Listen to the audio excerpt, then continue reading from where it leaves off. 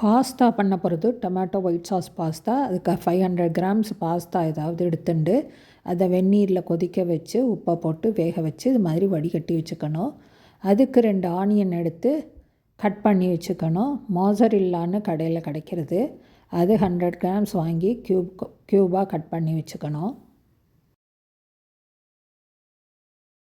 First oil R butter போட்டுட்டு garlic கொஞ்சம் போட்டேன் சாப் பண்ணி, and then onion, first tomato puree. இப்போ நம்ம பண்ணுறது வந்து க்ரீமி டொமேட்டோ பாஸ்தா. ஸோ இது ஒரு மாதிரி ஒயிட் சாஸும் பாஸ்தா டொமேட்டோ பாஸ்தாவும் மிக்ஸ் ஆன மாதிரி. ஸோ டொமேட்டோ பியூரே,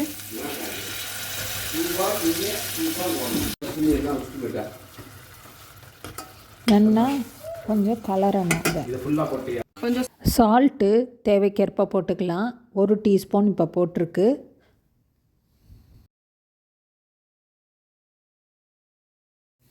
கொஞ்சம் கலரின உடனே ஒரு 150 ml பாலை விடணும். நல்ல திக்கு பாலாக விட்டுட்டு 150 ml திருப்பி க்ரீமை கொஞ்சம் விடணும். க்ரீம் கடையில் கிடைக்கும், வாங்கி விட்டுட்டு ஒரு கலரணும்.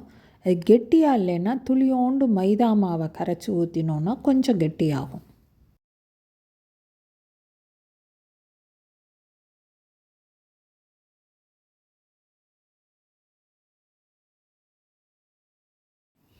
இது நல்லா கொதிச்ச பாயில் ஆன உடனே 1 டீஸ்பூன் சில்லி ஃப்ளேக்ஸ், 1 டீஸ்பூன் ஆரிகானோவை போட்டு கொதித்த உடனே இதை எடுத்துட்ட மோசரில்லாவையும் போட்டு நல்லா மிக்ஸ் பண்ணணும். பண்ணினதுக்கப்புறம் இந்த வேக வச்சு எடுத்துட்ட பாஸ்தாவை அதில் போட்டிருக்கா.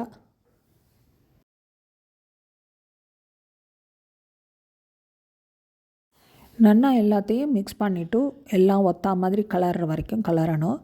கலரினா இந்த மோசரில்லா மெல்ட் ஆகி இந்த மாதிரி வரும். இப்போ pasta ready. Tomato white sauce pasta ready. Super டெலிஷியஸாக இருக்குது.